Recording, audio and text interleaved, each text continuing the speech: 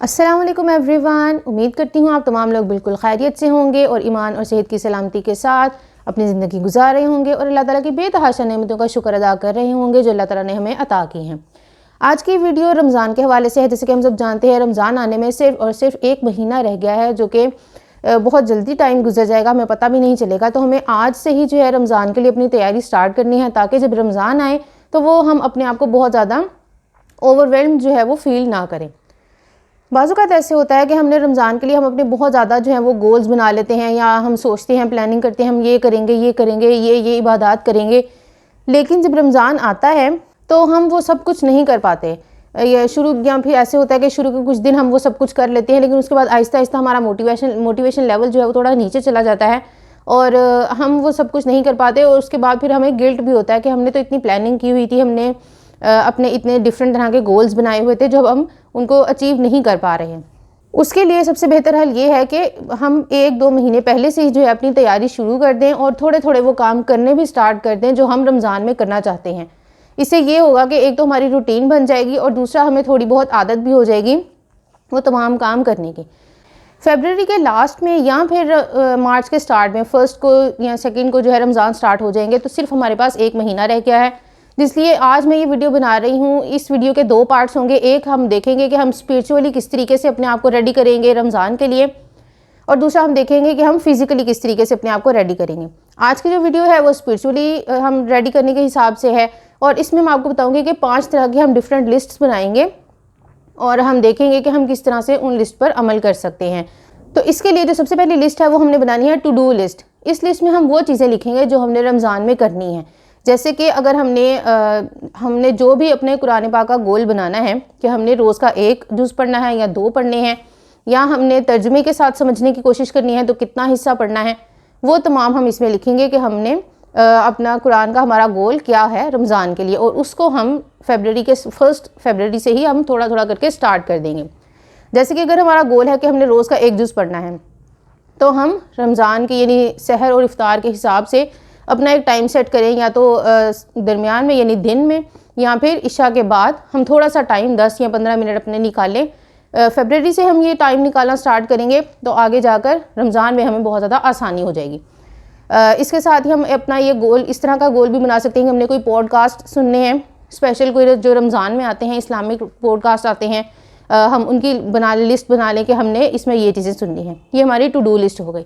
अब दूसरी हमने बनानी है हमारी अवॉइड लिस्ट। अवॉइड लिस्ट में हमने वो चीज़ें लिखनी है जिनको हमने रमज़ान में और उसके बाद भी अवॉइड करना है, जो कि हमें करनी भी चाहिए। जिस तरीके से बैक बाइटिंग हो गई, यानी चुगलियाँ हम जैसे आम रूटीन में हम आपस में बात करते हुए कर जाते हैं, हमें इस चीज़ का आइडिया नहीं हो पाता। उसके साथ साथ जैसे हम बाज़-औक़ात बिला वजह ही कोई जैसे झूठ बोल देते हैं, या झूठ नहीं तो गलत बयानी कर जाते हैं, या कोई बात हमें पता है तो हम चुप कर जाते हैं, हम बताते नहीं हैं। इस तरह की चीज़ें ये छोटी छोटी जो है ये हमें अवॉइड करनी चाहिए। छोटे गुनाहों को अवॉइड करेंगे तो इंशाल्लाह हम बड़ों को भी अवॉइड कर पाएंगे। इसलिए हमने इसमें ये अवॉइड लिस्ट बनानी है, जिनमें हमने फोकस होके पूरा फोकस रखना है रमज़ान के महीने में, ताकि हमारी पूरी जो 30 दिन के लिए हमारी एक ट्रेनिंग हो जाए और आगे जाकर हम उसको कंटिन्यू कर सकें।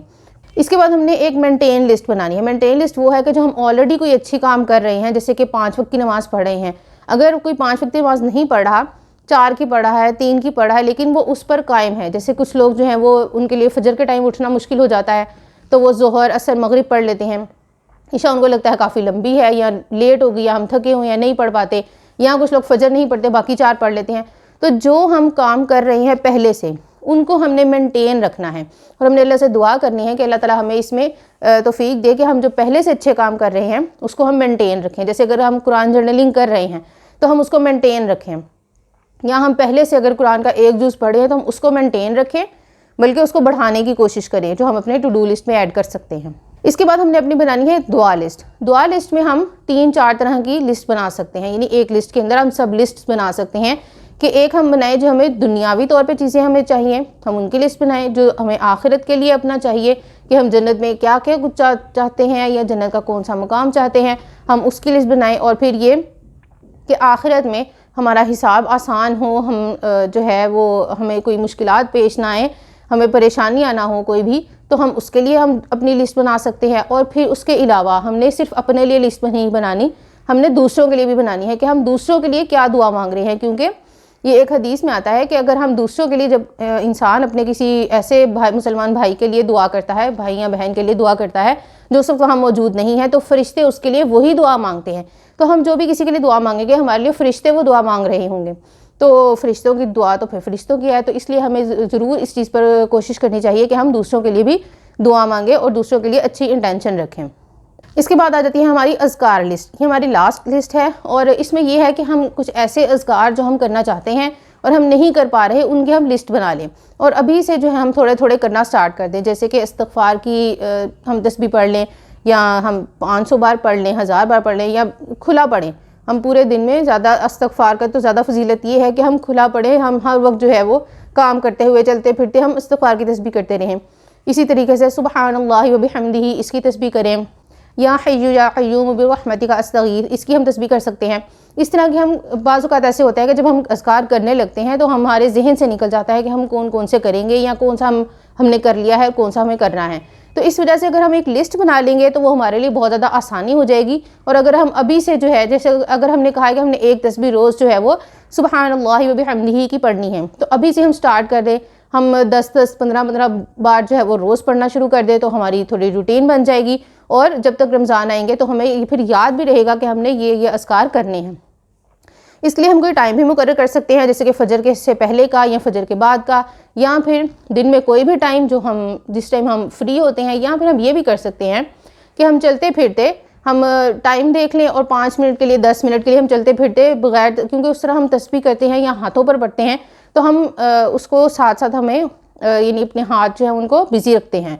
लेकिन अगर हम कोई काम करते हुए भी कोई तस्बीह पढ़ रहे होते हैं, जैसे हम कुकिंग कर रहे हैं, तो हम उसके दौरान तस्बीह कर सकते हैं। और या फिर हम घर का कोई और काम कर रहे हैं, डस्टिंग कर रहे हैं, तो हम ये सारी अज़कार जो हैं वो कर सकते हैं। इसमें कोई ममानियत नहीं है कि आपने एक जगह बैठ कर और तस्बीह हाथ में पकड़ के आपने फिर ही करना है, बल्कि तस्बीह से ज़्यादा फजीलत इस चीज़ की है कि हम अपने हाथों की उंगलियों पर जो है वो अज़कार को गिनें। तो ज़्यादा बेहतर तो यही होता है कि उंगलियों पर गिनें, या फिर हम खुला उसको पढ़ें कि हर वक्त पढ़ते रहें।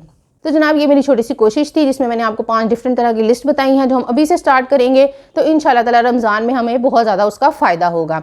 इसमें सबसे पहले आ जाती है हमारी डू लिस्ट, फिर हमने जो अवॉइड लिस्ट बनानी है, फिर मेंटेन लिस्ट बनानी है, और उसके बाद हमने अपनी दुआओं की लिस्ट बनानी है, और फिर अज़कार की लिस्ट बनानी है। अगर आपको ये वीडियो अच्छी लगी हो तो आप इसको लाइक कर दीजिए, दूसरों के साथ ज़्यादा से ज़्यादा शेयर कीजिए ताकि ज़्यादा लोग इससे फ़ायदा उठा सकें। चैनल को सब्सक्राइब कर दीजिए, बेल आइकन को हिट कर दीजिए। अल्लाह हाफिज़।